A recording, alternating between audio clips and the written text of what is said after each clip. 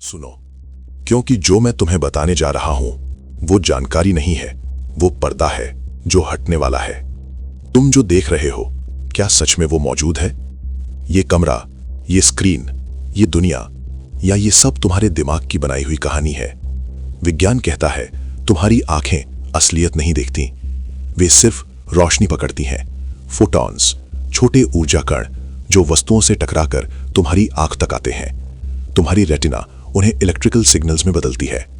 फिर ये सिग्नल्स दिमाग तक जाते हैं और वहां असली खेल शुरू होता है। क्योंकि दिमाग बाहर की दुनिया नहीं देखता, दिमाग सिर्फ सिग्नल्स देखता है। मतलब जो तुम देख रहे हो वो बाहर की दुनिया नहीं, वो तुम्हारे दिमाग की बनाई हुई इंटरप्रिटेशन है। रंग असल में कहीं नहीं होते, बाहर सिर्फ वेवलेंथ्स होती हैं।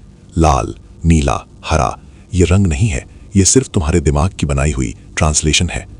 आवाज भी बाहर नहीं होती, बाहर सिर्फ हवा की कंपन होती है।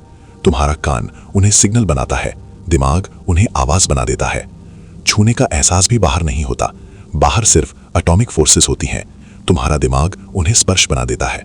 यानी जो तुम दुनिया समझते हो वो असल में तुम्हारे दिमाग की बनाई हुई सिम्युलेशन है। और सबसे डरावनी बात, तुम्हें ये कभी पता नहीं चलता कि तुम असलियत नहीं, एक वर्जन देख रहे हो। न्यूरोसाइंस बताती है दिमाग एक प्रिडिक्शन मशीन है। वो पहले अंदाजा लगाता है कि सामने क्या होने वाला है, फिर आंखों से आए डेटा से उसे मैच करता है। अगर डेटा कम हो तो दिमाग खुद कहानी बना देता है। इसीलिए अंधेरे में कपड़े टंगे हों तो तुम्हें इंसान दिखता है, बादलों में चेहरा दिखता है, खाली कमरे में लगता है कोई तुम्हें देख रहा है। असल में वहां कोई नहीं होता, सिर्फ तुम्हारा दिमाग होता है जो तुम्हें बचाने के लिए खुद ही डर पैदा कर देता है। क्योंकि इवोल्यूशन ने उसे सिखाया है गलत डरना ना डरने से ज्यादा सुरक्षित है। अगर झाड़ी में आवाज हुई और तुमने मान लिया कि वो हवा है और वो शेर निकला तो तुम खत्म। लेकिन अगर तुमने हवा को भी शेर समझ लिया तो तुम बच जाओगे। इसीलिए तुम्हारा दिमाग सच नहीं दिखाता, वो सर्वाइवल दिखाता है। अब गहराई में चलते हैं। तुम्हें लगता है तुम ठोस हो, लेकिन फिजिक्स कहती है तुम लगभग पूरी तरह खाली हो। हर चीज परमाणुओं से बनी है और हर परमाणु का 99.99999% हिस्सा खाली स्पेस है।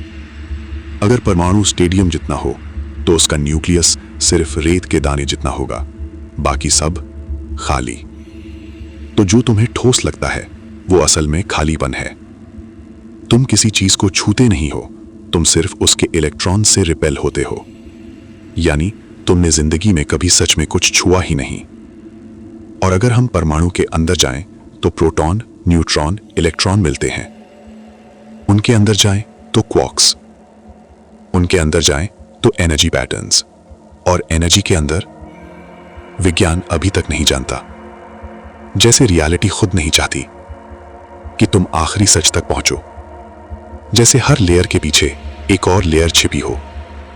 प्राचीन दर्शन इसे माया कहते थे। माया मतलब इल्यूजन। उन्होंने कहा था जो दुनिया तुम देख रहे हो वो अंतिम सत्य नहीं है, वो सिर्फ एक आवरण है, एक पर्दा, एक प्रोजेक्शन। हजारों साल पहले कहा गया ये विचार आज क्वांटम फिजिक्स के सवालों से मिलता है। क्वांटम स्तर पर कण तब तक तय नहीं होता जब तक कोई उसे ऑब्जर्व ना करे।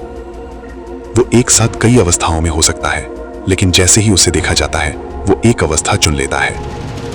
यानी देखना असलियत तय करता है। तो सोचो, अगर देखने वाला बदल जाए तो क्या दुनिया भी बदल जाएगी? और अगर देखने वाला ही भ्रम हो तो फिर असलियत तय कौन कर रहा है? अब खुद को देखो। तुम सोचते हो तुम एक ही इंसान हो, एक स्थायी मैं, पर बायोलॉजी कहती है तुम हर पल बदल रहे हो। हर सेकंड लाखों कोशिकाएं मरती हैं, लाखों नई बनती हैं। कुछ साल बाद तुम्हारे शरीर का ज्यादातर हिस्सा बदल चुका होता है। मतलब आज का तुम कल वाले तुम नहीं हो। तो असली तुम कौन हो? पहले वाला, अभी वाला, या अगला वाला, या कोई भी नहीं? शायद तुम नाम की चीज असल में है ही नहीं, सिर्फ एक लगातार बदलता हुआ अनुभव है। जैसे फिल्म में किरदार बदलते हैं, सीन बदलते हैं, कहानी बदलती है, पर स्क्रीन वही रहती है। तो क्या चेतना वो स्क्रीन है जिस पर जिंदगी चल रही है, या चेतना भी उसी फिल्म का हिस्सा है?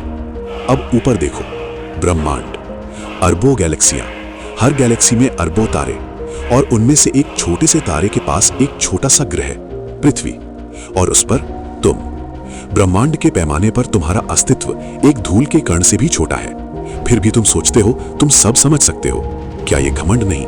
कल्पना करो, अगर सच में दुनिया एक सिमुलेशन हो और तुम्हारा दिमाग सिर्फ एक इंटरफेस हो, तो शायद तुम दुनिया में नहीं हो, शायद दुनिया तुम्हारे अंदर है।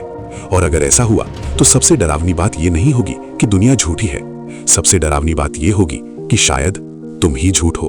एक अनुभव जो कुछ समय के लिए बना और फिर हमेशा के लिए मिट जाएगा, जैसे सोने से पहले आखिरी विचार और फिर कुछ भी नहीं।